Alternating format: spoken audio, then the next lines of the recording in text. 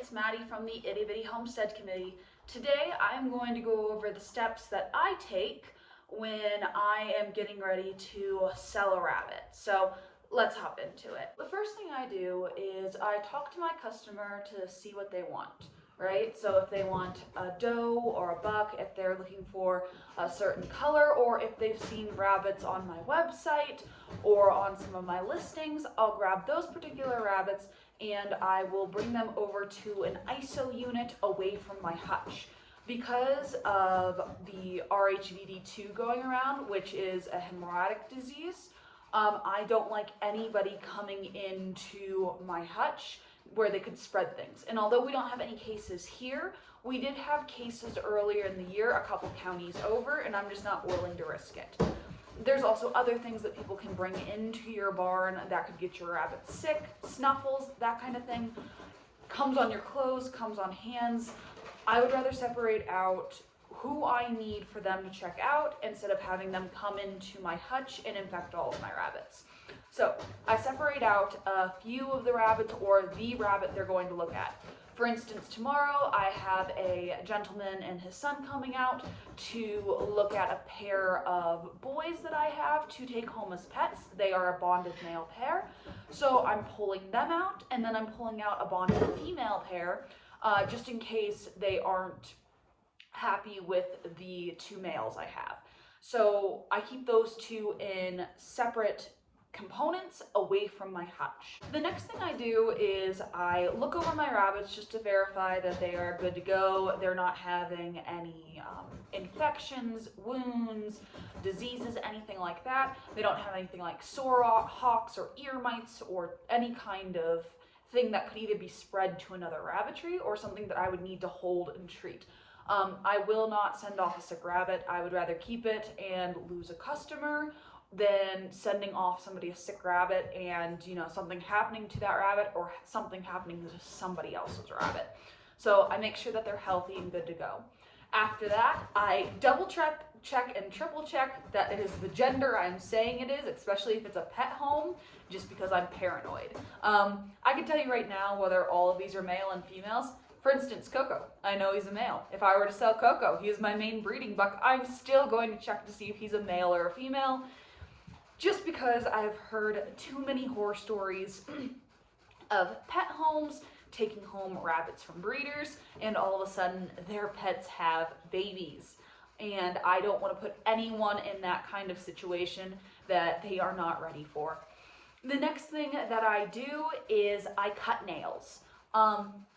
You don't have to do this. I see it as just one of those things that the new owner doesn't have to worry about.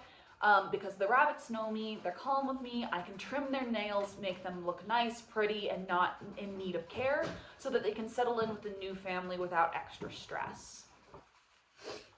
The next thing I do is I grab baggies of the food that they are currently on, and I put them into separate servings over 3 days. So for instance, they're looking at taking a pair of bucks.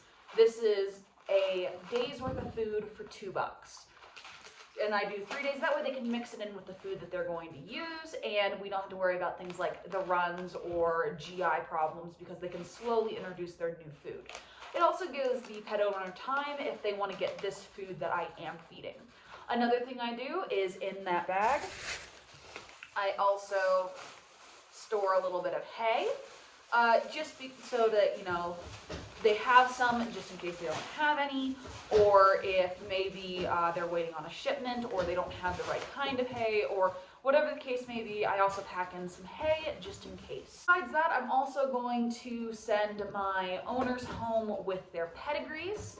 The pedigree just goes over which rabbit they're getting and their bloodlines, but the most important thing on this pedigree to me is it has my hutch identification name as well as my phone number.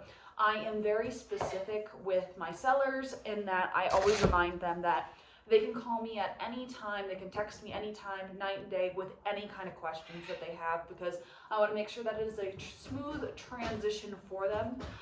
Something I also do, especially with pet owners who maybe have never had rabbits before, I go over a spiel. I have a printout of everything that they need to know about feeding and caring. I advise that new owners don't pick up and play with their rabbit for 24 to 48 hours just to give them time to settle in to their new home.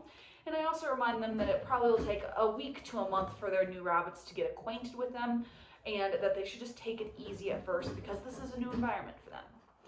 So I make sure that they are good to go, and I sit down with them and I make sure any questions that they have are answered. Another clause that I have in my contracts for at least my pet and my show sales is that if at any time they can no longer care for their rabbits, they are free to bring it back and I will take them, no questions asked. I never want to see my animals end up in an animal shelter, and I always have cages open just in case there are any issues like that. The only time I do not have that clause is if I'm selling meat rabbits, for obvious reasons. If I'm selling meat rabbits, I'm not going to take them back because most of the time when I'm selling meat rabbits, it's to a breeder with their own meat breeding program. So that's kind of what I do before I sell my rabbits, and I hope that that information was helpful to you and that maybe you can pull something away from it. And until next time, I'll see y'all later. Bye.